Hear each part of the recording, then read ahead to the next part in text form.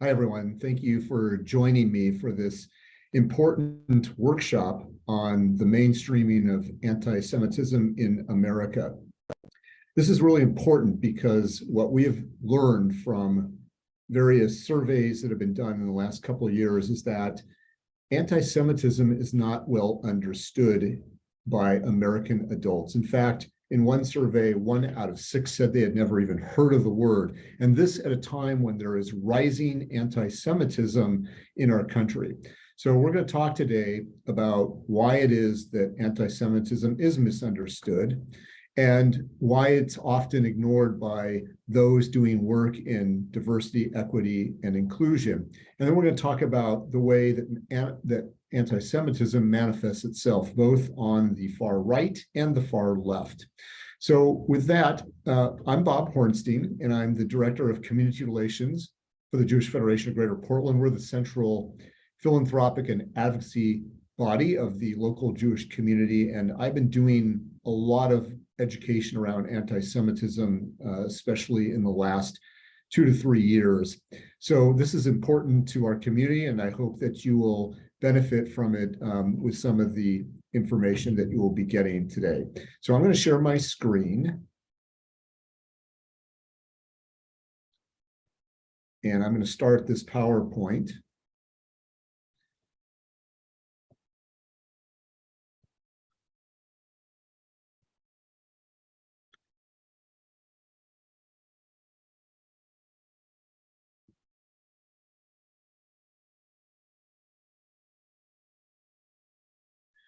So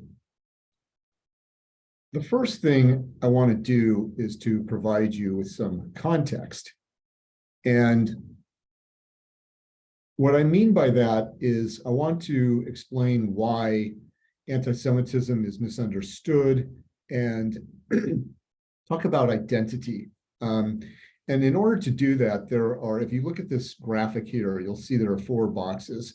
And these are the issues or problems or puzzles that we believe we need to overcome in order to effectively educate around anti-Semitism. So first off, I know it may sound absurd, but a lot of Americans don't exactly know who or what the Jews are. In fact, there is a common misperception that Jews are a quote unquote white religious community, but that is a misconception. And what I want you to think about is Whoopi Goldberg. Whoopi Goldberg from ABC's The View made comments about a year ago that were offensive to my community. And she was suspended for those comments. What did she say? She said that the Holocaust was about white people doing it to white people. Well, first of all, there are so many things wrong with that. Beside the fact that the Nazis regarded Jews as a race, an inferior race. I would argue that we're not a race. We are a people made up of many races. But when you think of us as only a white religious community, what that does is, number one, it erases the identity of about 15% of American Jews, like my wife, who are people of color. My wife, her family's Persian descent, and she is decidedly not white. Second, many Jews don't identify by the color of their skin. And I use the term white presenting, and I'll get into that a little bit more. So it pigeonholes the Jews into a box into which we don't really fit very well. Second, when you think of us only as a white community, it also erases our culture and it ignores a long history of persecution throughout the centuries. People don't know what anti-Semitism is. Anti-Semitism is not, used to be, but is not today, opposition to the way Jews worship. That's the way anti-Semitism started out, but it is no longer that. It is simply put hatred of Jews and the Jewish people. And it's not understood how anti-Semitism works, how it works sort of in a cycle, you might say. So Jews, for example, in Germany in the 1920s, they were very much part of society. They were assimilated. They were disproportionately represented in positions of government and business. And yet, 20 years later, they were sent on boxcars to their deaths. We understand this history because it has repeated itself over and over again through the centuries, where Jews never were able to feel safe and secure in any community for a long period of time. In fact, if you look at the number of expulsions in Europe of the Jewish community in different cities, you would be astounded because there were hundreds. And so we understand that history. And for us, feeling vulnerable is somewhat baked into our DNA. And then lastly, and this is really important, that because we are seen as white, even though 15% of us are not white, and by the way, the majority of Jews living in Israel, which is our ancestral homeland, are not white. They are people of color. But if you see us as a white religious community, then you apply to Jews those sort of attributes that are typically applied to white people. What am I talking about? Power, affluence, and privilege. And while those of us who are white presenting certainly have a degree of privilege, and we own up to that degree of privilege, that privilege does not protect us from being victims of anti-Semitism. And I think that's really important to understand. So we don't ever consider ourselves part of the white majority in this country because we aren't. And if you ask a neo-Nazi if Jews are white, you will get a very definite answer that we are not white. And in fact, historically in Europe, Jews were never considered to be white. So I use the term white presenting because that's not how we identify. And we are a people, and we are a people who had, we were a people before we even had the religion. And so we're made up of different ethnicities, different races, and I think that that's often misunderstood. I love this quote. It's an unfortunate quote, but I think it's spot on, from our current Secretary of State, who points out that Jews and anti-Semitism is the canary in the coal mine. And we have a saying in our community that it may start, that is hatred, may start with the Jews, but it won't end with the Jews. It will often go on to other groups as well. And in fact, when we've experienced anti-Semitism in, say, like a school, oftentimes we also find out there's homophobia, there's racism going on as well. And so, well, we may be the traditional scapegoat, the traditional canary in the coal mine. We know that hate doesn't end with us. The Anti-Defamation League, a very well-respected human rights organization that cares not just about Jews, but about all minorities, recently published this report, and you can see here why it is so troubling to my community. They put out 11 anti-Jewish tropes or statements, and you'll see what some of those are as I go through this, but 20%, so 1 out of 5 of Americans agreed with 6 or more of those anti-Jewish or anti-Semitic tropes. 85% believed at least one of them. 39% of American Jews believe that Jews are more loyal to Israel than they are to the United States. 39% of Americans believe that. That's 4 out of 10. Slightly over 1 out of 4 believe that Jews have too much power in the business world. And 1 out of 5 believe Jews don't care about anyone other than themselves. And also 1 out of 5 believe that Jews are more willing than others to use shady practices to get what they want. This survey, which is very recent, is alarming to us in terms of the attitudes of our fellow Americans. I want you to look at this photo. There's 2 photos here, and we're going to talk about anti-Semitism, how it looks on the far right and on the extreme left. And so if you look at the photo on the right, we'll start with that. This was the rally, the neo-Nazi rally in Charlottesville in 2017. And first thing, I want you to see what the way they're dressed. If you take away the torches and the Nazi salute, they're just dressed like you and me. They're just dressed like normal Americans, and that's very deliberate. They don't look like the sort of skinhead, neo-Nazi skinheads that you might have encountered, some time ago, maybe in the 80s or 90s. They want to be seen as part of the mainstream, and this is very deliberate in the way they are dressed. And if you recall, this was the rally that ostensibly was in protest of the removal of a Confederate statue on the campus of the University of Virginia. But while they were marching, they were shouting, "Jews shall not replace us. Jews shall not replace us." I'm going to talk a little bit later about what that means, but I want you to remember that that was their main chant as they were marching through the university campus. On the left side, we're going to talk about what it looks like on the far left.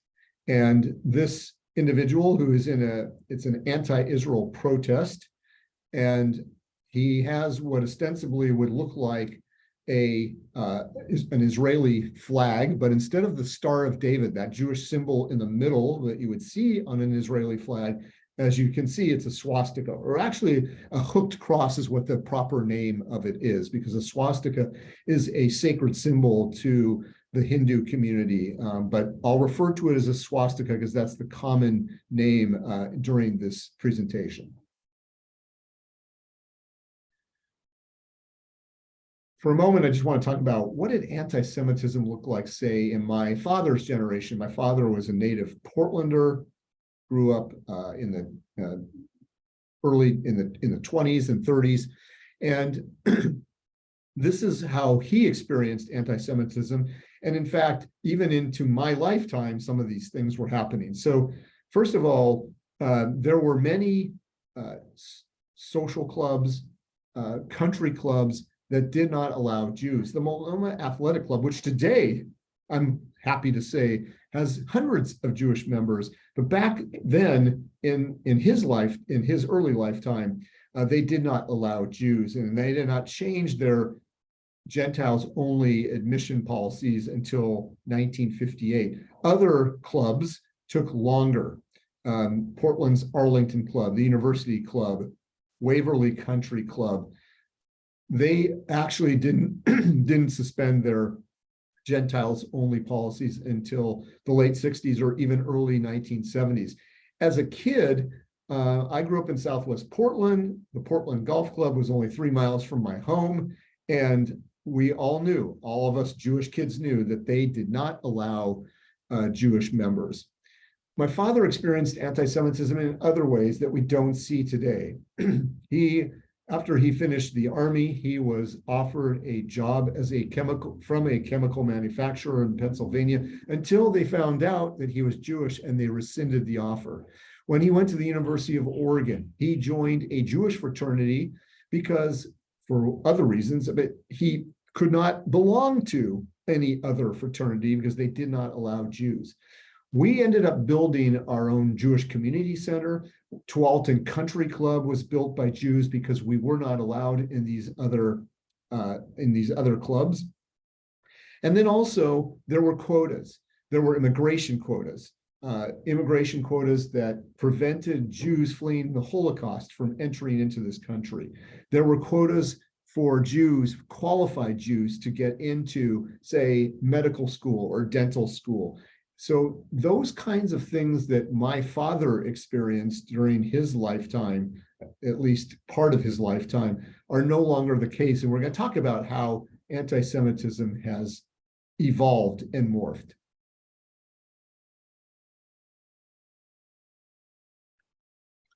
So sometimes anti-Semitism is obvious, and sometimes it's more subtle. So here's an example that just happened back in May of 2022. Our largest synagogue had the words "Die Juden," "Die Jews," spray painted on one of its walls. By the way, the individual who did this also vandalized an Islamic center on the east side and thankfully was caught and arrested. You've heard a lot about Kanye West, or Ye, and the anti-Semitic rants that he has posted on social media. This one here is probably the most concerning. I'm going DEFCON 3 on Jewish people. You Jews have toyed with me and tried to blackball anyone who ever opposes your agenda. The problem with him, some say that he suffers from mental illness, and this is why he puts out these kinds of rants. I'm not going to be the one to say he is or isn't mentally ill, but my point is that he, as an entertainer and popular entertainer, he has more followers than there are the number of Jews on the planet, and he's an influencer. And so when you put out this sort of incitement, it can, in fact, have an effect on people who follow him, to actually incite them to act against Jewish people. That's what the concern is.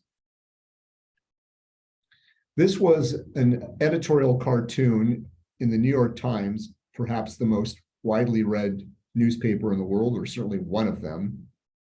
And what it shows, and here it's in color, by the way, it shows a dog with the face of the Israeli Prime Minister Benjamin Netanyahu. It's got the Jewish star around his collar, and he's leading a blind President Trump around. The trope here is that Jews, or if you like, Israel, but Jews control our foreign policy, even when it may not be in the best interest of our own country. That's a very common anti-Semitic trope that we see often on social media. There's another example of that. Congresswoman Ilhan Omar from Minnesota, she is commenting on someone else's post, talking about, basically how is it that U.S. political leaders spend so much time defending the state of Israel. Israel is the only Jewish majority state in the world. And just so you know, by contrast, there are about 57 Muslim majority states in the world. And here she's saying, well, how is it that the United States defends this foreign country? And she responds that it's all about the Benjamins. She's referring to Benjamin Franklin, the Benjamin Franklin on the $100 bill. In other words, it's Jewish money that is controlling our foreign policy. And this is a common trope. Jews control fill in the blank. Jews control the economy. Jews control the banks. Jews control our foreign policy, and so on. We'll get more into that when we talk about definition of anti-Semitism that is widely accepted. So let's start out by talking about what it looks like on the far right. So the FBI puts out hate crime statistics. They're very slow in doing this. And we know, by the way, that hate crimes are underreported. Keep that in mind. And I'm showing you here 2019 and 2020. In 2021, they are missing some of the states. And so it's not complete. So I'm giving you the most recent complete statistics, which go back to 19 and 20. Like I said, it takes them a long time to publish these. What I want you to see here is that of religiously motivated hate crimes, the majority in both of those years are targeting Jews and or Jewish institutions. The next highest, I believe, is the Muslim community, and it typically is about a third of the crimes that are targeting the Jewish community.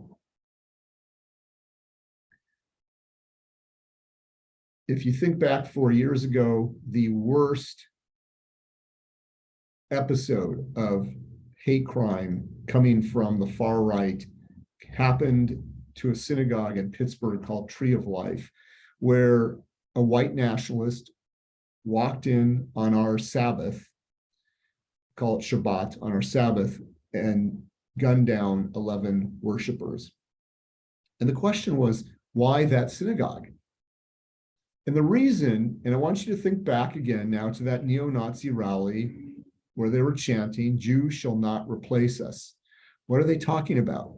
Well, this synagogue was working with the Hebrew Immigrant Aid Society to help bring in Syrian refugees, not Jewish, Syrian Muslim and Christian refugees who were fleeing that country's civil war. These are, of course, people of color. And when we hear the chant, "Jews shall not replace us," there is this notion among white nationalists that Jews are orchestrating the mass migration of people of color into this country, changing the demographic and threatening the ideal of a white ethno-American state. That is why, so because the synagogue was working to bring in some of these refugees, that is why that this particular house of worship was targeted.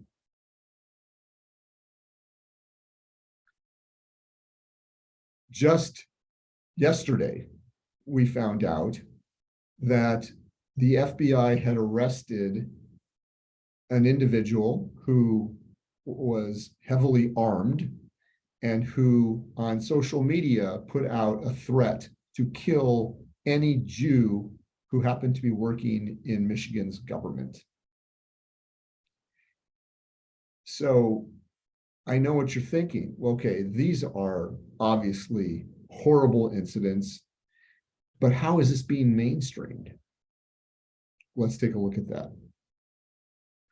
So I know this goes back to 2018, but this is just an example, right? Here, this individual, Arthur Jones, was the Republican nominee for one of the congressional districts in Illinois.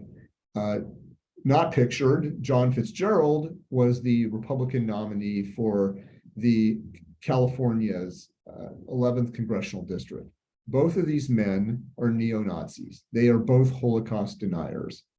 And yet, now, to be fair, and I want to be very clear, the Republican Party disavowed them. But they were the nominees, I suppose because they ran unopposed. But between the two of them that year, they received almost 100,000 votes. Now, I understand some people go into the voting booth and they check off the candidate with the R because they are a Republican.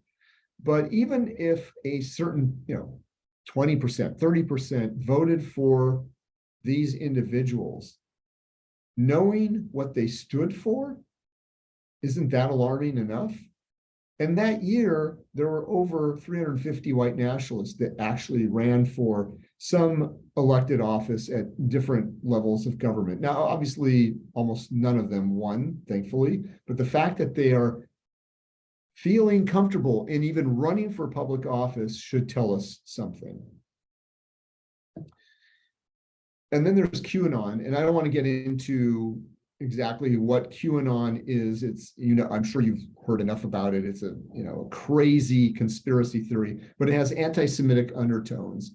And yet there were 86 QAnon believers who ran for Congress in 2020, 60 ran for Congress during the midterm 2022 elections, and some of them won. Some of them won. And this quote from a New York Times columnist, Bret Stephens, says it all. A nation that can bring itself to believe anything about anything will sooner or later have little trouble believing the worst about Jews. That's because of our history. We know this. And when there is a blood libel accusing a group of people of something outrageous that any reasonable person wouldn't be able to believe, like QAnon, that's when we get worried, because our history shows that we were often subjected to these incredible conspiracy theories and lies, and it resulted in incitement to violence against the Jewish community. Then there's this guy. You may recognize him. He was a guest at Mar-a-Lago not long ago, a guest for dinner, along with Kanye West. His name is Nick Fuentes. And he blamed the Jews for the fact that Roe v. Wade took so long to overturn by the Supreme Court. What's troubling is not only that he was invited to dinner by our former president, but he also has a close relationship to two Republican members of Congress who spoke at Fuentes' February 2022 America First Political Action Committee conference. So we have people in our government who are associating themselves with white nationalists. I'm going to show you something, a clip from Mr. Fuentes that should give you an indication of what he's capable of.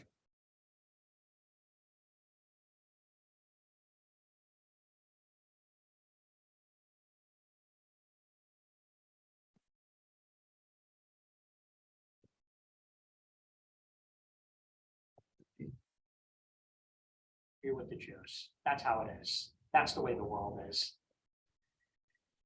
So anyway, that's that. And when are Catholics going to start asserting their control? I want Catholics to run this country, not Jews. I want this country to be run by Catholics, not Jews. And I don't think that's controversial. I want this country to have Catholic media, Catholic Hollywood, Catholic government. I want this to be a Catholic occupied government, not a Jewish occupied government. That's not controversial for us. It may be controversial for you. It's not controversial for us. We are Christians. You're not. It's not they could say it's eyebrow raising for who? These people with the fucking cubes on their head with the fucking linen line wrapped around the city. Maybe. Who cares about them and their eyebrows and their freaking descriptions of movies? It's not controversial for us. We're Christians. You know what's eyebrow raising for us? Wearing a cube on your head. That's eyebrow raising. I make that when I see some guy with a freaking thing wrapped around his head and a little hat under a big hat, I'm like, what? So he's referring to call them tefillin. These are observant Jews put what he refers to as a cube on your head. This is part of our morning prayers. Sorry about the language, but I wanted you to see what this man is all about. And again, think about this, that he has an association with some of our members of Congress and was a guest for dinner at the home of our former president. By the way, I'm not going to just talk about Republicans here, just so you know. During the Trump White House, they gave press credentials to a news streaming platform called True News, run by a pastor in Florida by the name of Rick Wiles.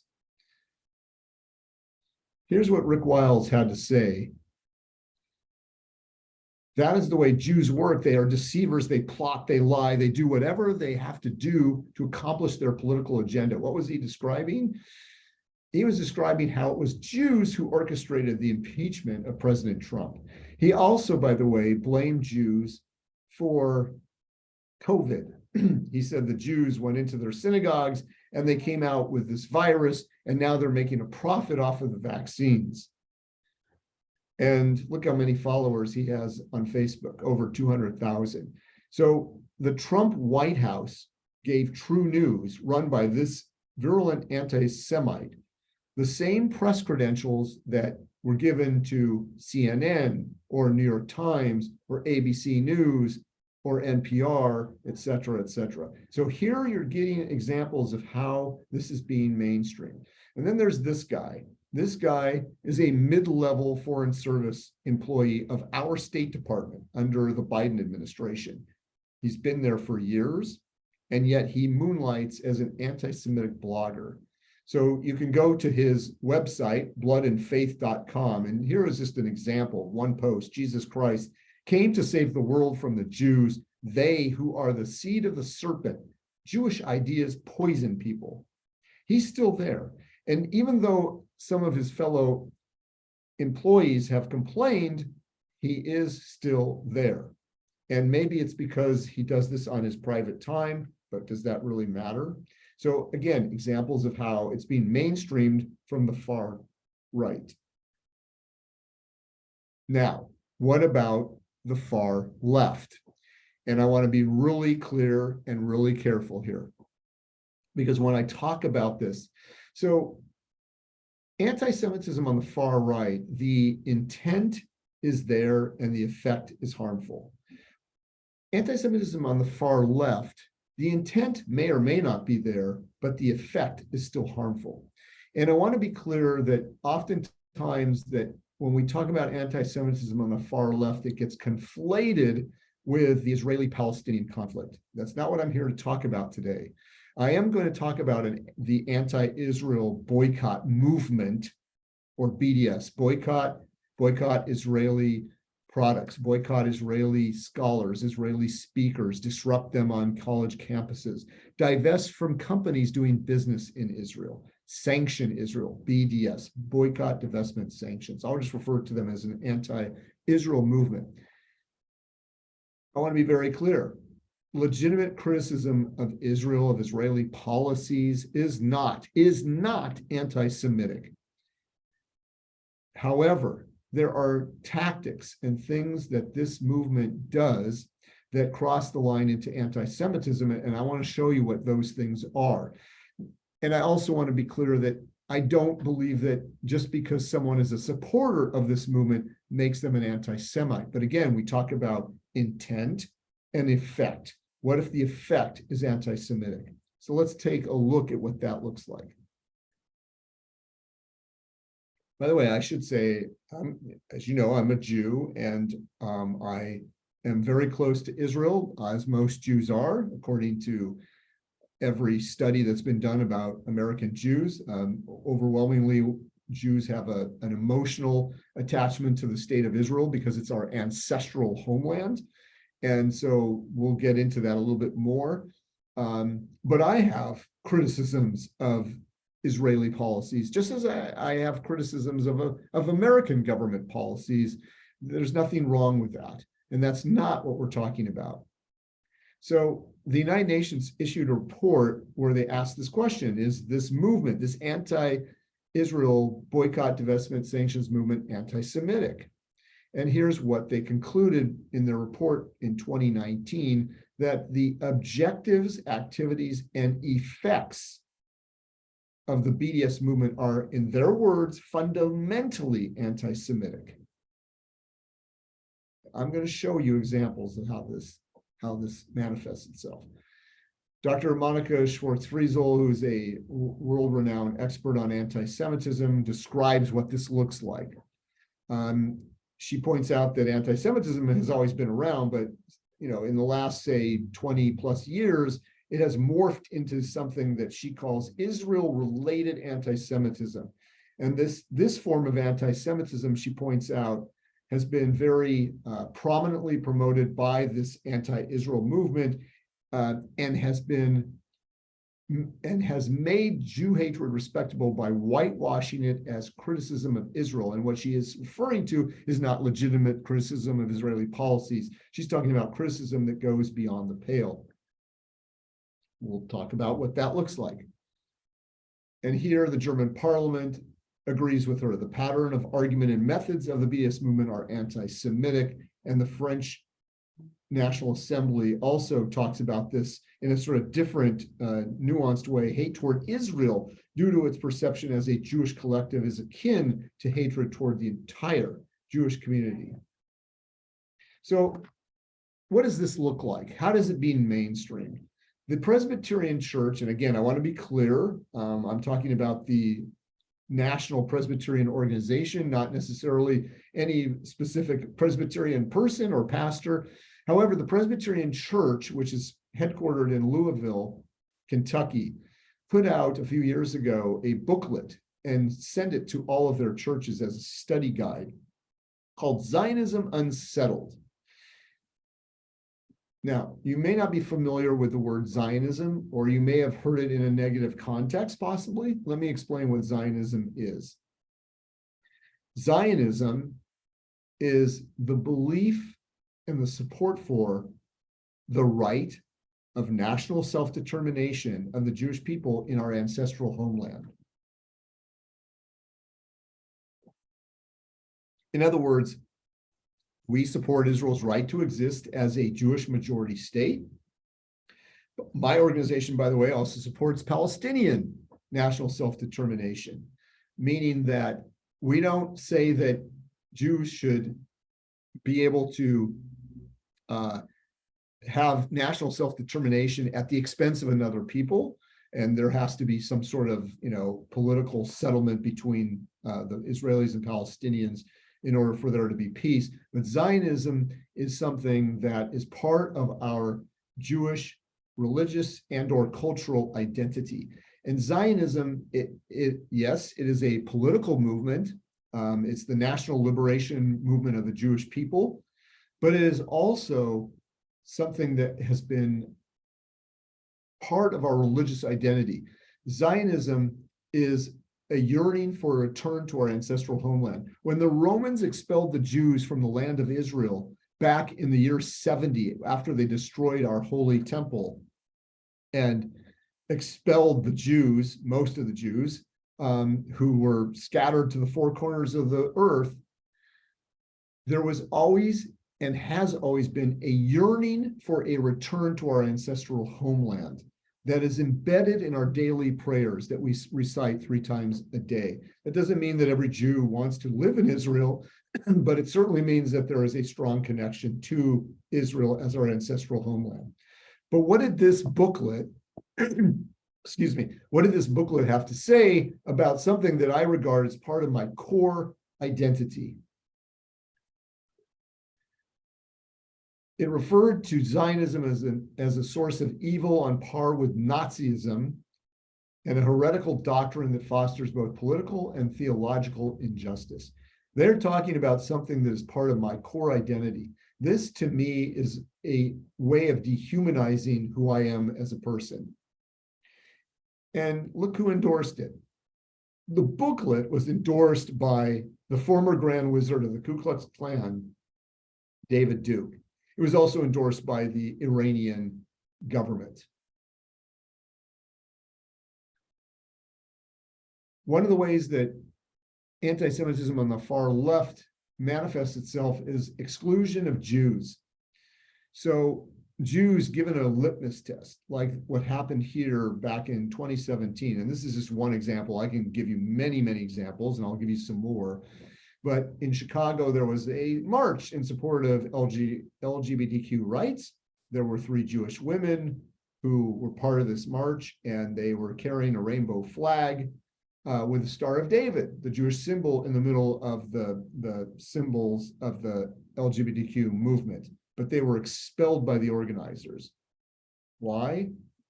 They refused to disavow Israel. They refused to disavow their Zionist identity. And here's what the organizers said. The women were told that the march was explicitly anti-Zionist, and if they were not okay with that, they should leave. Because, in the words of the organizers, Zionism is, quote, an inherently white supremacist ideology. I want you to pause for a moment. We Jews who are Zionists, not every Jew is a Zionist, but the vast majority of us are, we are being told that we are white supremacists. White supremacists are telling us that we are inferior and that we are not white.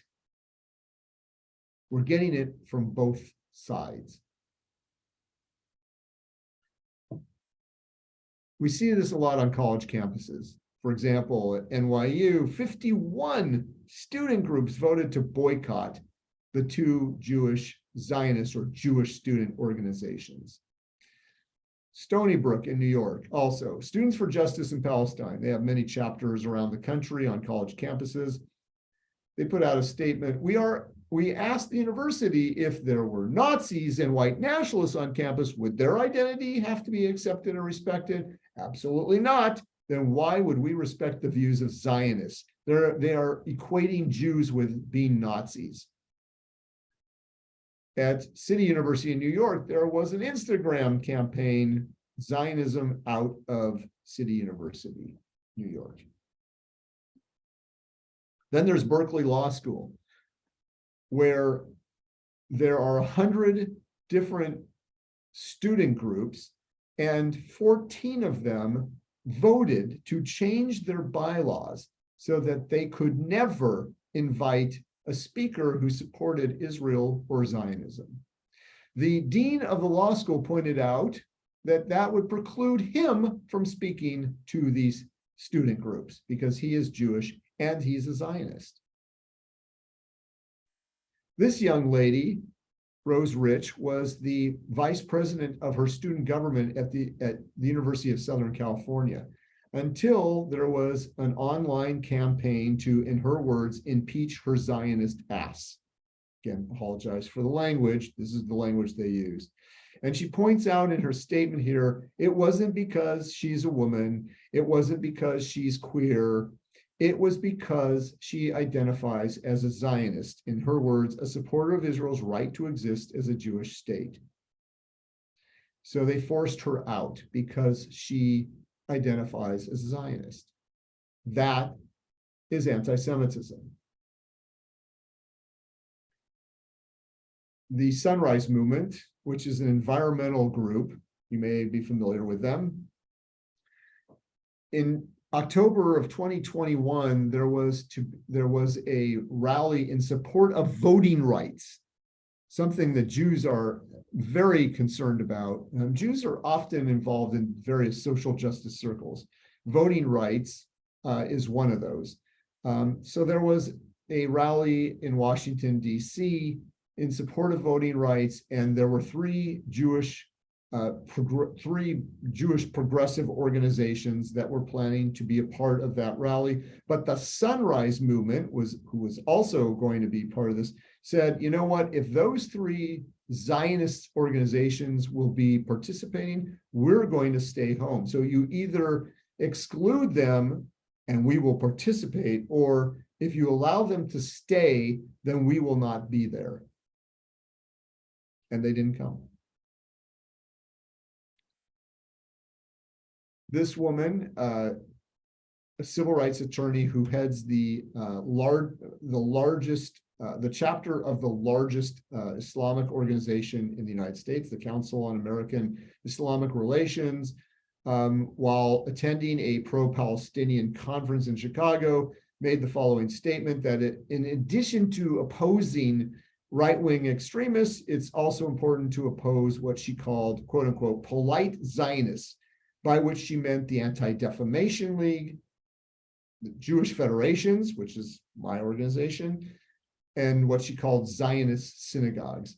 Now, again, I want to point out that I have worked with the local chapter of the Council on American Islamic Relations. I don't know if he's still there, but I have worked with at least the former chair of that organization on issues that we had in common, including combating hate crimes.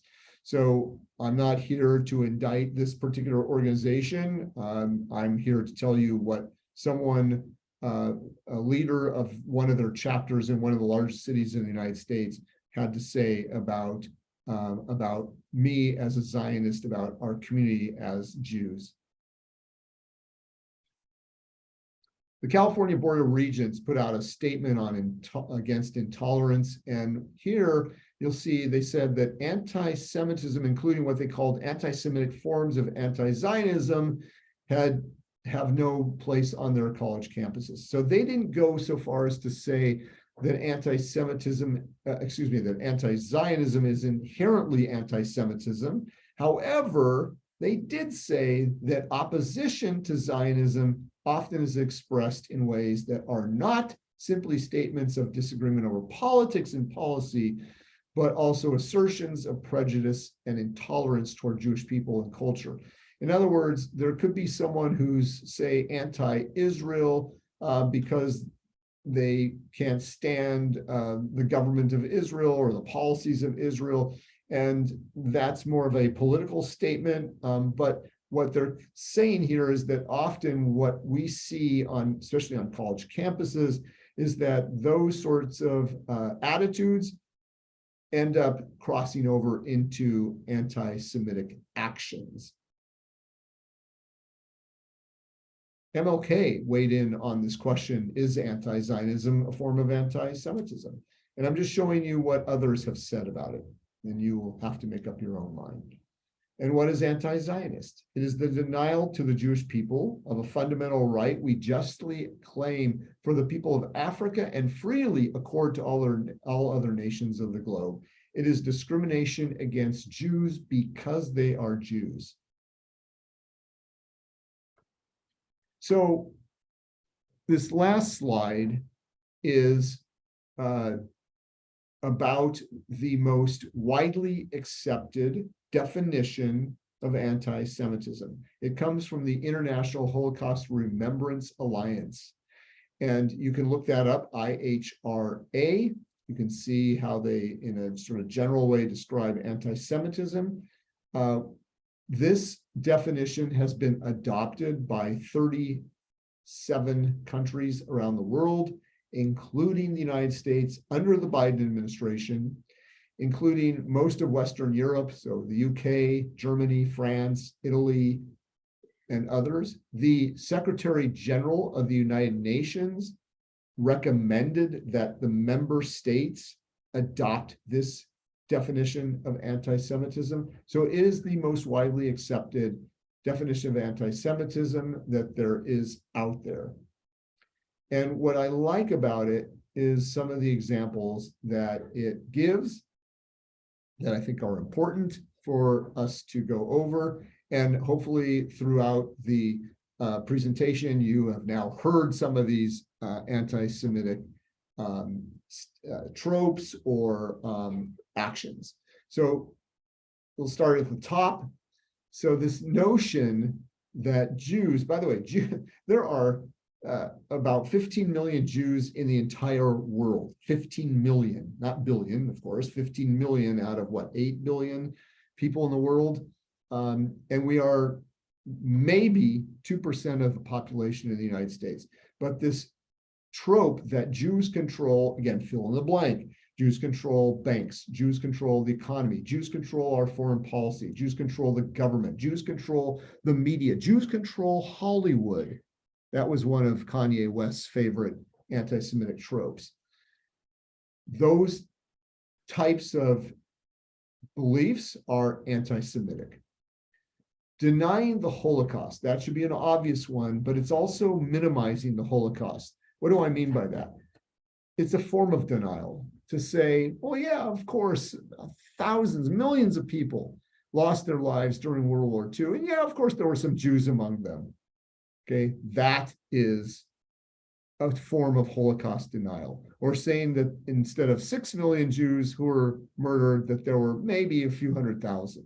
That's Holocaust denial, and that is anti-Semitism. Accusing Jewish citizens of being more loyal to Israel as our ancestral homeland than we are to the countries in which we reside.